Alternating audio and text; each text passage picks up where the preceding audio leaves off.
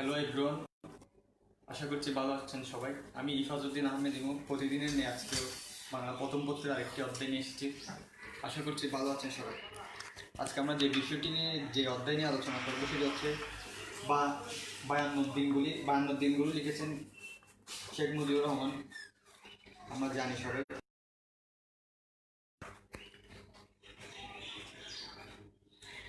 তো আমরা বায়ান্নর দিনগুলি অনেক বড় একটি অধ্যায়।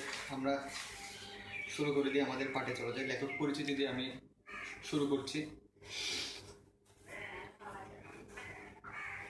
লেখক পরিচিতি থেকে পড়ছি। সর্বকালের শ্রেষ্ঠ বাঙালি বঙ্গবন্ধু শেখ মুজিবুর রহমান স্বাধীন সার্বভৌম বাংলাদেশের রাষ্ট্রের স্থপতিও জাতি। বঙ্গবন্ধু শেখ মুজিবুর রহমান আমাদের জাতি। তার জন্ম 1920 খ্রিস্টাব্দের 17 মার্চ। গোপালগঞ্জ জেলার টুঙ্গিপাড়ায়। তার দেশে লুৎফর রহমান ও মাতা সায়রা খাতুন। ছাত্র জীবন থেকেই তিনি রাজনীতি ও দেশব্রতে যুক্ত হন। অর্থাৎ তিনি ছাত্র জীবন থেকেই রাজনীতিতে যুক্ত হন।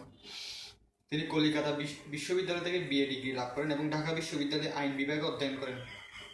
ভাষা আন্দোলন সহ বিভিন্ন গণতান্ত্রিক আন্দোলনে যোগ দিয়ে তিনি বহুবার কারাবরণ করেছেন। আন্দোলনের কারণে শেখ মুজিবুর রহমানকে অনেকবার জেলে যেতে হয়েছে। 1956 সালে তিনি পূর্ব বাংলার প্রাদেশিক মন্ত্রিসভা থেকে পদত্যাগ করে দেশব্যাপী সফরের মাধ্যমে মানুষের মনে বাঙালি জাতীয়তাবোধ ও রাজনৈতিক সচেতনতার সৃষ্টি করেন।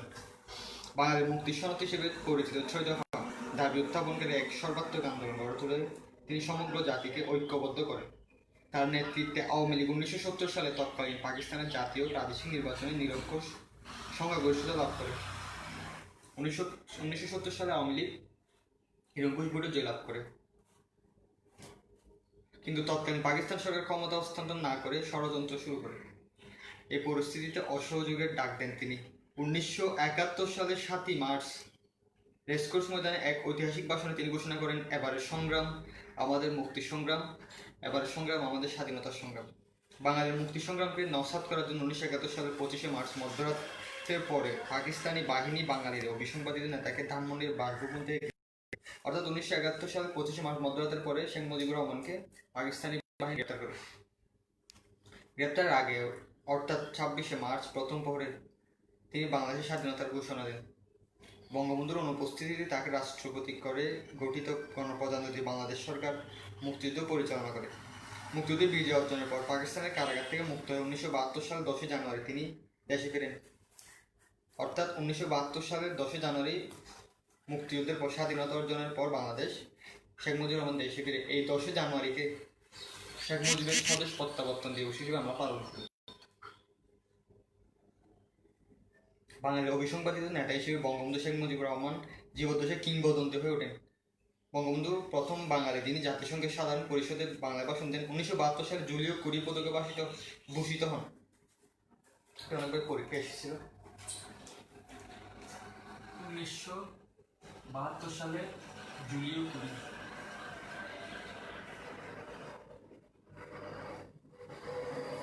জাতিসংঘ কর্তৃক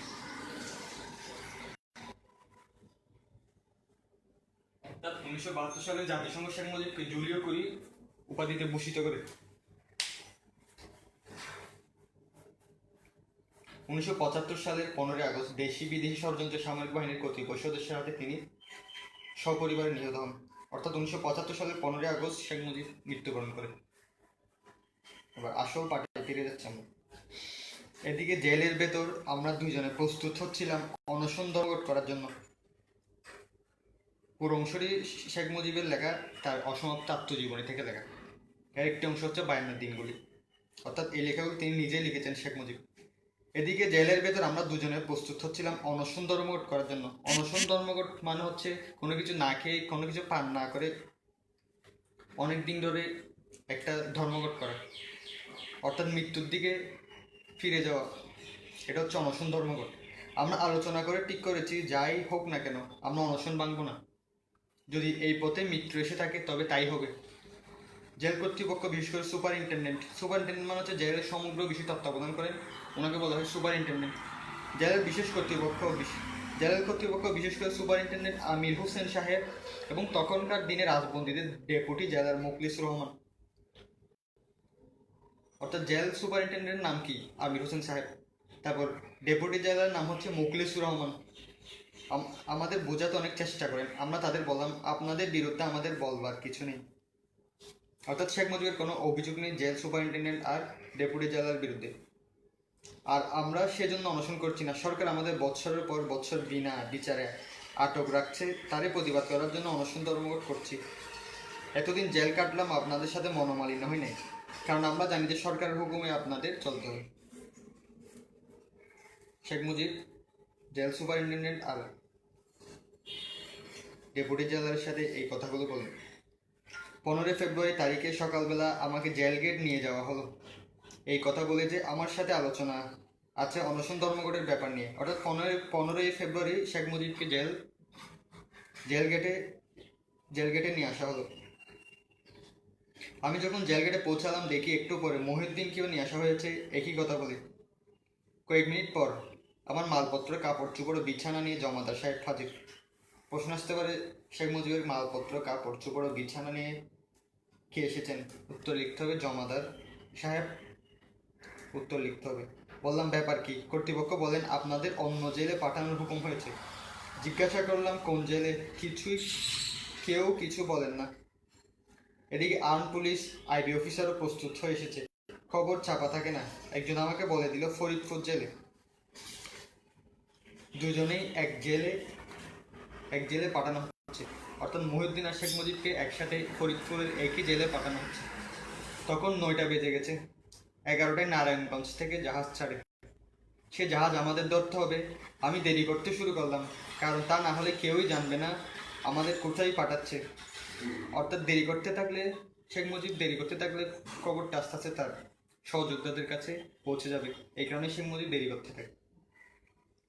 প্রথমে আমার বইগুলি এক এক করে মেলাতে শুরু করলাম, তারপর কাপড়গুলি, হিসাব নিকাশ, কত টাকা খরচ হয়েছে, কত টাকা আছে। দেরি করতে করতে 10টা বাজিয়ে দিলাম। রওনা করতে আরও আধা ঘন্টা লাগিয়ে দিলাম।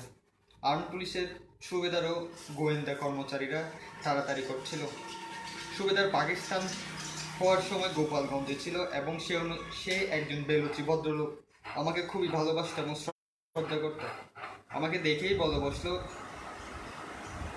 সুবেদার পাকিস্তান হওয়ার সময় গোপালগঞ্জে ছিল এবং সে একজন বেলুচি ভদ্রলোক। সুবেদার আমাকে খুবই ভালোবাসত এবং শ্রদ্ধা করতো। আমাকে দেখেই বলে বসলো, ইয়া কিয়া বাত হে, এটা কীরকম কথা? আপ জেলখানা মে, অর্থাৎ এটা কীরকম কথা, আপনি জেলখানায়?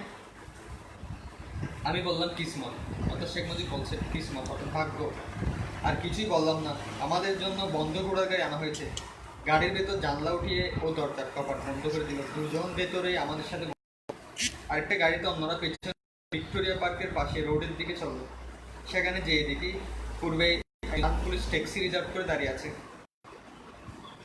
তখন ট্যাক্সি হচ্ছিল। আমরা আস্তে আস্তে নামলাম ও উঠলাম। কোনো চেনা লোকের সাথে দেখা হলো না, যদিও এদিক ওদিক অনেকবার তাকিয়েছিলাম। ট্যাক্সি তাড়াতাড়ি চালাতে বললো। আমি ট্যাক্সিওয়ালাকে বললাম, বেশি জোরে চালাবেন না, কারণ বাবার কালের জীবনটা যেন রাস্তায় না যায়। আমরা পৌঁছে খবর পেলাম জাহাজ ছেড়ে চলে গেছে। অর্থাৎ যে জাহাজ করে শেখ মুজিবদের যাওয়ার কথা হয়েছিল সে জাহাজটি ছেড়ে চলে গেছে। কোথায় আমাদের নিয়ে যাবে? রাত 1টায় আরেক ছাড়বে। আমাদের নারায়ণগঞ্জ থানায় নিয়ে যাওয়া হলো, অর্থাৎ পাশে নারায়ণগঞ্জের একটি থানায় নিয়ে যাওয়া হলো। ছেড়ে চলে গেছে। উপরওয়ালাদের টেলিফোন করলো এবং হুকুম নিল থানায় রাখতে। আমাদের পুলিশ ব্যারাকের একটা করে নিয়ে যাওয়া হলো। উপরের দায়িত্বপ্রাপ্তদের কাছ থেকে খবর নিয়ে শেখ মুজিবদের থানায় রাখা হলো, আর থানার একটা ব্যারাকের একটা ঘরের মধ্যে। রাত 11টায় আমরা স্টেশন আসলাম। জাহাজ ঘাটে ছিল, আমরা উঠে পড়লাম। জাহাজ না ছাড়া পর্যন্ত সহকর্মীরা অপেক্ষা করলো। রাত 1টার সময় সকলের কাছ থেকে বিদায় নিলাম। বললাম, জীবন আর দেখা নাও হতে পারে, দুঃখ আমার নয়, একদিন মরতে হবে। অন্যায় অত্যাচারের বিরুদ্ধে প্রতিবাদ করে মরতে পারি, সে মরাতেও শান্তি আছে। একথাগুলো বলছে শেখ মুজিব। জাহাজ ছেড়ে দিল। আমরা বিছানা করে শুয়ে পড়লাম। সকালে দুজন পরামর্শ করে ঠিক করলাম জাহাজে অনশন করি কি করে। আমাদের জেলে নিতে হবে অনশন শুরু করার পূর্বে।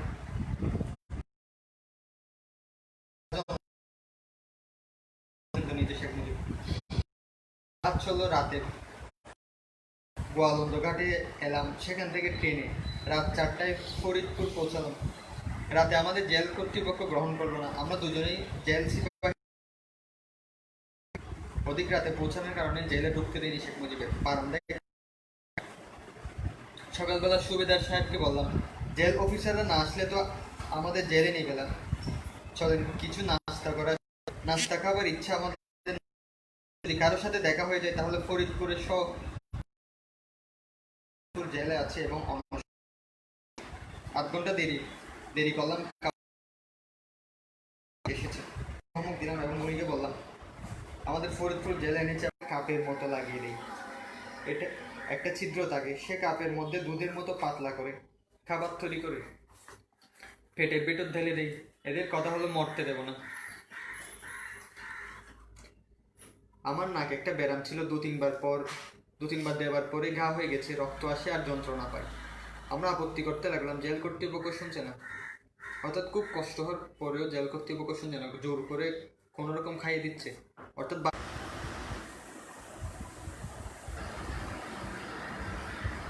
খুব কষ্ট হচ্ছে। আমার দুটা নাকের ভিতর ঘা হয়ে গেছে। তারা হ্যান্ডকাপ পরানোর লোকজনও নিয়ে আসে, ধরে খাওয়াবে। অর্থাৎ না খেলে হ্যান্ডকাপ পরে জোর করে খাওয়াবে, তারপরে খাওয়াবে তারা। আমাদের শরীর খুব দুর্বল হয়ে পড়েছে, 5-6 দিন ধরে বিছানাতে গোটার শক্তি হারিয়ে ফেলেছে। রস দিয়ে লবণ পানি খেতাম, কারণ এর মধ্যে কোনো ফুড ভ্যালু নাই। আমাদের ওজনও কমতে থাকে, নাকের মধ্যে দিয়ে নল দিয়ে খাওয়ানোর সময় নলটা একটু এদিক ওদিক হলে আর উপায় থাকবে না। সিভিল সার্জন সাহেব কর্তৃপক্ষ আমাদের কোনো অসুবিধা না হয় তার চেষ্টা করছিলেন। বারবার সিভিল সার্জন সাহেব অনশন করতে নিষেধ করছিলেন। আমারও মহিউদ্দিনের শরীর অতিশয় দুর্বল হয়ে পড়েছে। অর্থাৎ অনশন করতে করতে এক পর্যায়ে তাদের অবস্থা খারাপ, শরীরের অবস্থা খারাপ। এখন আর বিছানাতে উঠবার শক্তি নাই। আমার হার্টের অবস্থা খারাপ হয়ে পড়েছে, বুঝতে পারলাম। পেলপিটেশন হয়ে ভীষণভাবে, নিঃশ্বাস ফেলতে কষ্ট হয়। ভাবলাম আর বেশি দিন একজন কয়েকটু ছোট ছোট করে চিঠি লিখলাম আব্বার কাছে, দুটো শহীদ সাহেব ও বাসানির কাছে। দু একদিন পর কাগজ দিয়ে শেখ মুজিব কয়েকটা চিঠিও লিখেছেন। রেনুর কাছে লিখেছে, আব্বার কাছে লিখেছে, শহীদ সাহেব অর্থাৎ শহীদ সৌরাদের কাছে লিখেছে, বাসানি সাহেব অর্থাৎ মৌলানা বাসানির কাছেও চিঠি লিখেছে। তারপর 21শে ফেব্রুয়ারি আমরা উদ্বেগ উৎকণ্ঠা নিয়ে দিন কাটালাম, কারণ 21শে ফেব্রুয়ারি ভাষা আন্দোলন হয়েছিল, অনেকজন মারা যান আমাদের শহীদ। যার জন্য শেখ মুজিব বলছে 21শে ফেব্রুয়ারি আমরা উদ্বেগ উৎকণ্ঠা নিয়ে দিন কাটালাম। রাতে সিপাহীরা ডিউটিতে এসে খবর দিল ঢাকায় ভীষণ গোলমাল হয়েছে, কয়েকজন লোক গুলি খেয়ে মারা গেছে। রেডিওর খবর, ফরিদপুরে হরতাল হয়েছে, ছাত্রছাত্রীরা শোভাযাত্রা করে জেল গেটে এসেছিল। তারা বিভিন্ন স্লোগান দিচ্ছিল, রাষ্ট্রভাষা বাংলা চাই, বাঙালিদের শোষণ করা চলবে না, শেখ মুজিবের মুক্তি চাই, রাজবন্দীদের মুক্তি চাই, আরও অনেক স্লোগান। আমার খুব খারাপ লাগলো, কারণ ফরিদপুর আমার জেলা, মহিউদ্দিনের নামে কোনো স্লোগান দিচ্ছে না কেন, শুধু রাজবন্দীদের মুক্তি চাই বললেই তো। রাতে যখন ঢাকার খবর পেলাম তখন ভীষণ চিন্তাযুক্ত হয়ে পড়লাম, কারণ ভাষা আন্দোলনের সময় আমরা জানি আমাদের অনেক শহীদ রক্ত দিয়েছেন। সে কারণে শেখ মুজিব চিন্তাযুক্ত হয়েছেন। কত লোক মারা গেছে বলা কষ্টকর, তবে অনেক লোক গুলি খেয়ে মারা গেছে শুনে বিছানায় শুয়ে আছি। ডাক্তার সাহেব আমাদের নড়াচড়া করতে নিষেধ করেছেন, কিন্তু উত্তেজনায় উঠে বসলাম। 22 তারিখে সারাদিন, অর্থাৎ 21শে ফেব্রুয়ারির পরের দিন 22 তারিখে সারাদিন ফরিদপুরে শোভাযাত্রা চললো। মিছিল, অর্থাৎ শোভাযাত্রা মানে এক প্রকার মিছিলের মতো। কয়েকজন ছাত্রছাত্রী এক জায়গায় হলে স্লোগান 22 তারিখে খবরের কাগজে কিছু কিছু খবর পেলাম সরকার কত বড় অপরিমাণদর্শিতার কাজ করলো। মাতৃভাষা আন্দোলনের পৃথিবীতে এই প্রথম বাঙালিরাই রক্ত দিল, অর্থাৎ 21শে ফেব্রুয়ারির ঘটনাকে কেন্দ্র করে। দুনিয়ার কত ভাষা আন্দোলন করার জন্য গুলি করে হত্যা করা হয়নি। জনাব নুরুল আমিন বুঝতে পারলেন না আমরা আতঙ্কটাকে কোথায় নিয়ে গেলাম। গুলি হলো মেডিকেল কলেজের হোস্টেলের এরিয়ার ভিতরে, রাস্তায় নয়। অর্থাৎ হোস্টেলের ভিতরে গিয়ে ছাত্রছাত্রীদের গুলি করা দেখবো কিনা জানি না, তবে রক্ত যখন আমাদের ছেলেরা দিয়েছে তখন বাংলা ভাষাকে রাষ্ট্রভাষা না করে উপায় নেই। মানুষের যখন পতন আসে তখন পদে পদে ভুল হতে থাকে। খবরের কাগজে দেখলাম মাওলানা আব্দুর রশিদ তর্কবাগীশ এমএলএ, খৈরাত হোসেন এমএলএ, খান সাহেব ওসমান আলী এমএলএ ও মোহাম্মদ আবু হোসেন খন্দকার মুস্তাক আহমেদ সহ শত শত ছাত্র কর্মীকে গ্রেপ্তার করেছে। দুদিন পরে দেখলাম কয়েকজন প্রফেসর, মৌলানা বাসানী, শামসুল হক সাহেব ও বহু আওয়ামী লীগ নেতা ও কর্মীকে গ্রেপ্তার করেছে। নারায়ণগঞ্জে খান সাহেব ভীষণ মারপিট করেছে। বৃদ্ধ খান সাহেব ও তার ছেলে মেয়েদের উপর অপতক্ত আলোচ সৃষ্টি হয়েছে, জেলখানার বাইরে নেই। অর্থাৎ এমন একটা তারা আওয়ামী লীগের কোন কর্মী মনে হয় যাকে পাচ্ছে তাকে জেলে ঢোকাচ্ছিল, মারছিল, অত্যাচার করছিল তারা পাকিস্তানি বাহিনীরা। আমাদের অবস্থা এখন এমন পর্যায়ে এসেছে যে যে কোনো মুহূর্তে মৃত্যুর শান্তির চায় চিরদিনের জন্য স্থান পেতে পারে। অর্থাৎ শেখ মুজিব মহিউদ্দিন যে কোনো মুহূর্তে মারা যেতে পারে, কারণ তারা অনশন ধর্মঘট করছে। সিভিল সার্জন সাহেব দিনের মধ্যে 5-7 বার আমাদের দেখতে আসেন। 25 তারিখ সকালে যখন আমাকে তিনি পরীক্ষা করছে গম্ভীর হয়ে গেছে। 25 তারিখ যখন পুনরায় পরীক্ষা করলো, শেখ মুজিবা দেখছে তার চেহারা গম্ভীর, তার মানে তাদের অবস্থা খারাপ। তিনি কোনো কথা না বলে মুখ কালা করে বেরিয়ে গেলেন। আমি বুঝলাম আমার দিন ফুরিয়ে গেছে। কিছু সময় পরে আবার ফিরে এসে বলেন, এবার মৃত্যুবরণ করে কি কোনো লাভ হবে? সিভিল সার্জন বলছে, এবার মৃত্যুবরণ করে কোনো লাভ হবে? বাংলাদেশ যে আপনার কাছ থেকে অনেক কিছু আশা করে। আমার কথা বলতে কষ্ট হয়ে আস্তে আস্তে বললাম, অনেক লোক আছে কাজ করে থাকবে না, দেশকেও দেশের মানুষকে ভালোবাসি, তাদের জন্য জীবন দিতে পারলাম, এই শান্তি।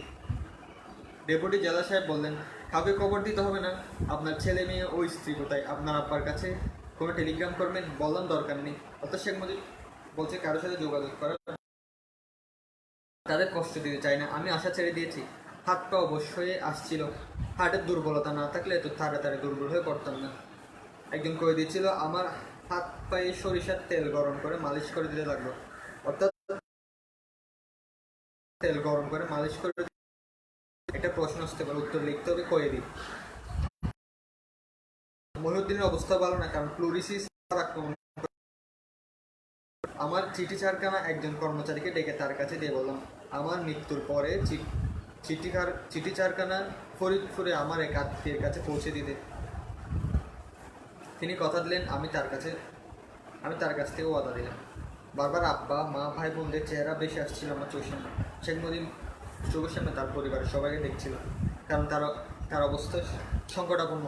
রেনুর কি দশা হবে? রেনু মানে হচ্ছে শেখ মুজিবের স্ত্রী, শেখ ফজিলাতুন্নেসা মুজিব। রেনুর দশা কী হবে? তার তো কেউ দুনিয়ায় নেই। ছোট ছেলে মেয়ে দুইটার অবস্থাই বা কী হবে? তবে আমার আব্বাও ছোট ওদের ফেলবে না, এই বিশ্বাস আমার ছিল। চিন্তা শক্তিও হারিয়ে ফেলছিলাম। হাসিনা কামালকে একবার দেখতেও পারলাম না, বাড়ির কেউ খবর পায় নাই, পেলে নিশ্চয় আসতো। মহিউদ্দিন ও আমি পাশাপাশি দুইটা খাট পেতে নিয়েছিলাম, অর্থাৎ দুই পাশে দুইজনে দুটি বিছানা পেতে নিয়েছিল। একজন আরেকজনের হাত ধরে শুয়ে থাকতাম, দুজনে চুপচাপ পড়ে থাকে। আমার বুকে ব্যথা শুরু হয়েছে। কোনো সময় আসছেন, দেখছেন, চলে যাচ্ছেন। বারবার সিভিল সার্জন সাহেব আসছেন, দেখাশোনা করছেন শেখ মুজিবের, কারণ যে কোনো সময় একটি অঘটন ঘটতে পারে। 27 তারিখ দিনের বেলা আমার অবস্থা আরও খারাপ হয়ে পড়লো। বোধহয় আর 2-1 দিন বাঁচতে পারি। আর অবস্থা একদম শেষের দিকে। যেটাকে সাধারণত মুমূর্ষু অবস্থা বলা যায়। 27 তারিখ রাত 8টার সময় আমরা দুজন চুপচাপ হয়ে শুয়ে আছি। কারোর সাথে কথা বলার ইচ্ছাও নেই, শক্তিও নেই। অর্থাৎ এমন অবস্থা, কথা বলার খোদার কাছে মাপ চেয়ে নিয়েছি। দরজা খুলে বাইরে থেকে ডেপুটি জেলার এসে আমার কাছে বসলেন এবং বললেন, আপনাকে যদি মুক্তি দেওয়া হয় খাবেন তো? অর্থাৎ ডেপুটি জেলার বলছে, যদি মুক্তি দেওয়া হয় তারপরে খাবেন তো? বললাম, মুক্তি দিলে খাবো, না দিলে খাবো না। অর্থাৎ মুক্তি দিলে খাবে, অনশন ভাঙবে, অন্যথায় ভাঙবে না।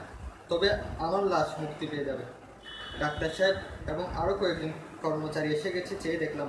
ডেপুটি জেলার সাহেব বললেন, আমি পড়ে শোনাই, আপনার মুক্তির অর্ডার এসে গেছে রেডিওগ্রাম এবং জেলা ম্যাজিস্ট্রেট সাহেবের অফিস থেকে অর্ডার এসেছে। দুটো অর্ডার পেয়েছি। শেখ মুজিবের জামিনের অর্ডার চলে এসেছে। তিনি পড়ে শোনালেন। আমি বিশ্বাস করতে চাইলাম না। মহিউদ্দিন শুয়ে শুয়ে অর্ডারটা দেখলো এবং বললো যে, তোমার অর্ডার এসেছে। আমাকে মাথায় হাত বুলিয়ে দিতে লাগলো। অর্থাৎ মহিউদ্দিন সাহেব এই খবরটা শুনে শেখ মুজিবের মাথায় হাত বুলিয়ে দিতে লাগলো। ডেপুটি সাহেব বলেন, আমাকে অবিশ্বাস করার কিছু নেই, কারণ আমার কোনো স্বার্থ নেই। আপনার মুক্তির আদেশ বানিয়েছেন, বসিয়ে দিলেন। সে আমাকে বলল, তোমাকে ডাবের পানি আমি খাইয়ে দিব। মহিউদ্দিন শেখ মুজিবকে তারপর 2 চামচ ডাবের পানি দিয়ে বলেছে। যদিও পরে খবর পেলাম তুমি ফরিদপুর জেলে আছো, তখন যোগাযোগ ব্যবস্থা বন্ধ। নারায়ণগঞ্জ এসে যে জাহাজ ধরবো তারও উপায় নেই। তোমার মা ও রেণুকে ঢাকায় রেখে আমি চলে এসেছি। সবাইকে রেখে শেখ মুজিব বাবা একাই এসেছে শেখ মুজিবকে নিয়ে যাওয়ার জন্য, কারণ আমার সন্দেহ হয়ে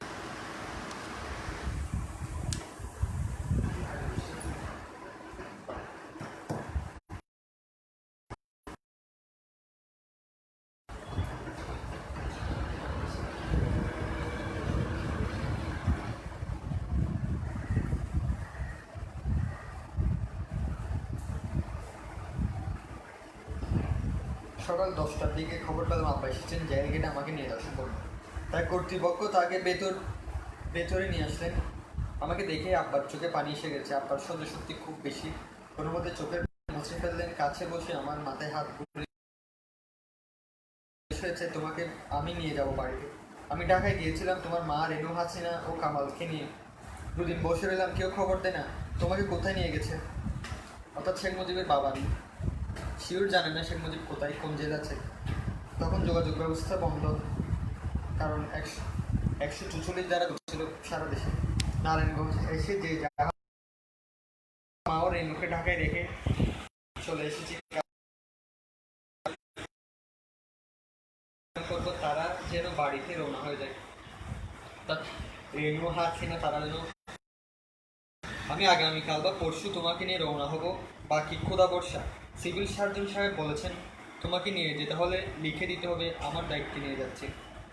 আপা আমাকে সান্ত্বনা দিলেন এবং বলেন তিনি খবর পেয়েছেন মহিউদ্দিনও মুক্তি পাবে, তবে একসাথে ছাড়বেন একদিন পর। অর্থাৎ মহিউদ্দিনকে ছাড়া হবে একদিন পরে, শেখ মুজিবকে ছাড়বেন পরদিন। আব্বা আমাকে অনেক লোক জেল গেটে হাজির।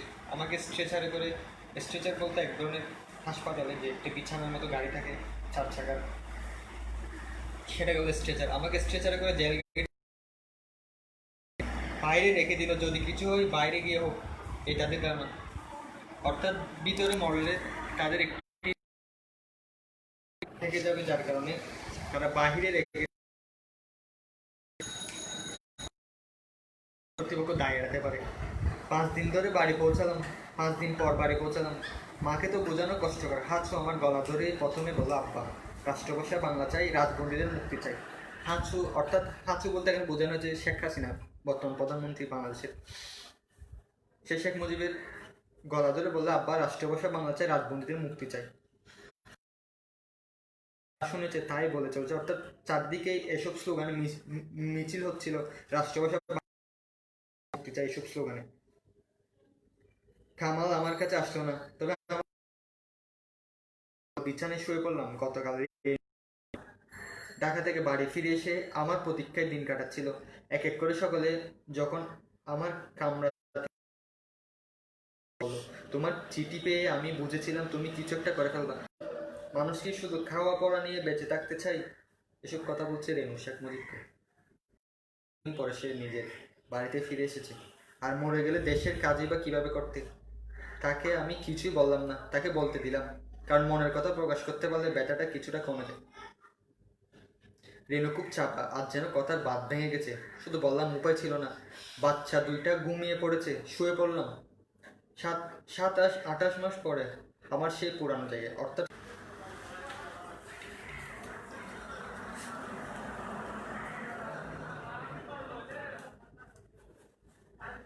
বাচ্চা 2টো ঘুমিয়ে পড়েছে, শুয়ে পড়লাম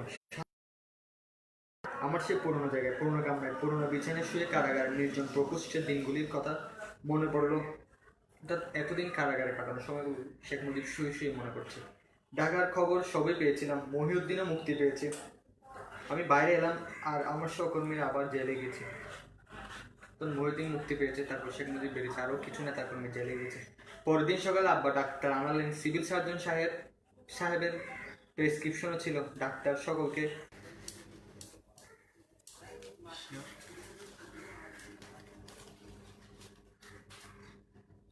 সকলকে বলেন আমাকে যেন বিছানা থেকে উঠতে না দেওয়া হয়, কারণ অনেক দিন ধরে অসুস্থ ছিলেন, কারণ রেস্টের দরকার এখন। দিন 10 পর আমাকে হাঁটতে হুকুম দিল, শুধু বিকেলবেলা একবার করে রোজ হাঁটা ছিল।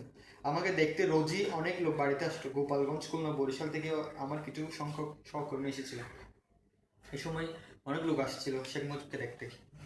একদিন সকালে আমিও রেনু বিছানায় বসে গল্প করছিলাম। হাঁচু ও কামাল নিচে খেলছিল, অর্থাৎ শেখ হাসিনার শেখ কামাল নিচে খেলছিল, ছোট তার অনেক। হাঁচু মাঝে মাঝে খেলা ফেলে আমার কাছে আসে আর আব্বা আব্বা বলে ডাকে। কামাল চেয়ে থাকে। একসময় কামাল হাসিনাকে বলে, হাঁচু আপা, তোমার আব্বাকে আমি একটু আব্বা বলে ডাকি।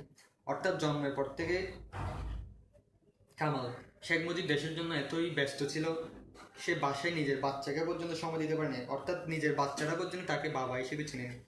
যার কারণে বলছে কি, হাসু আপা তোমার আব্বাকে আমি একটা আব্বা বলে ডাকি। অর্থাৎ শেখ মুজিবের তার বাবা, সেটা শেখ কামাল ভুলে গিয়েছিল। ওই পরিমাণ দেশের জন্য সময় দিচ্ছিল শেখ মুজিব। আমি আর রেনু দুজনেই শুনলাম। আস্তে আস্তে বিছানা থেকে উঠে যেয়ে ওকে কোলে নিয়ে বললাম, আমি তো তোমার আব্বা। শেখ মুজিব বলছে, আমি তো তোমারও আব্বা। কামাল আমার কাছে আসতে চাইতো না। আজ গলা ধরে পড়ে রইল। বুঝতে পারলাম এখন আর ও সহ্য করতে পারছে না। নিজের ছেলে অনেকদিন না দেখলে ভুলে যায়। এই যে অনেকদিন না দেখার কারণে শেখ কামাল তার সন্তানও তাকে ভুলে গিয়েছিল। আমি যখন জেলে যাই কয়েক মাস, অর্থাৎ মাত্র শেখ কামাল কয়েক মাস হওয়ার মধ্যে শেখ মুজিব জেলে যায়। রাজনৈতিক কারণ অনেক বিনা বিচারে বন্দি করে রাখা আর তার স্বজন ছেলে মেয়েদের কাছ থেকে দূরে রাখা কত বড় জঘন্য কাজ। মানুষ আজ 200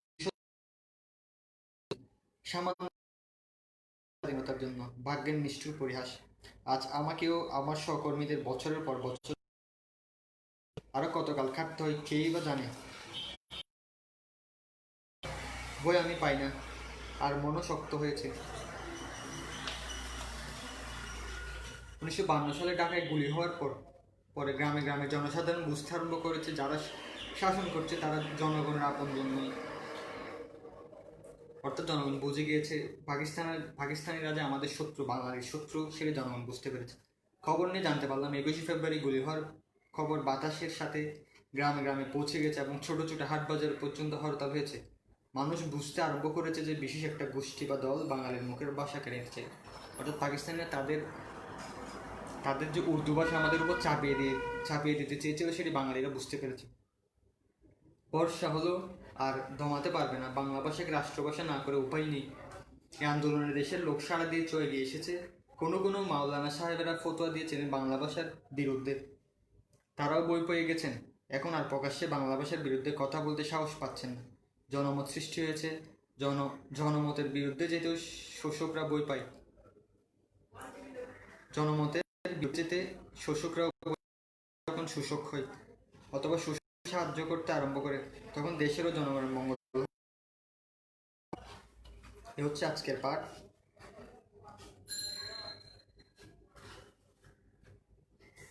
কিন্তু একটা শব্দার্থ করছি, টিকা ইম্পর্টেন্ট। সুপারিনটেন্ডেন্ট হচ্ছে তত্ত্বাবধায়ক। তারপর আমলাতন্ত্র হচ্ছে রাষ্ট্রীয় প্রশাসনের সরকারি কর্মচারীদের কৃতিত্বমূলক ব্যবস্থা। রেডিগ্রাম, বেতার বার্তা, কুঠুরি। পাঠ পরিচিতির মাধ্যমে আমরা আজকের পাঠ শেষ করব। পাঠ পরিচিতি করা হচ্ছে জাতির জনক বঙ্গবন্ধু শেখ মুজিবুর রহমানের 52 দিনগুলো, তার অসমাপ্ত আত্মজীবন 2012 গ্রন্থ থেকে সংকলিত হয়েছে। অর্থাৎ এই অসমাপ্ত 52 দিনগুলি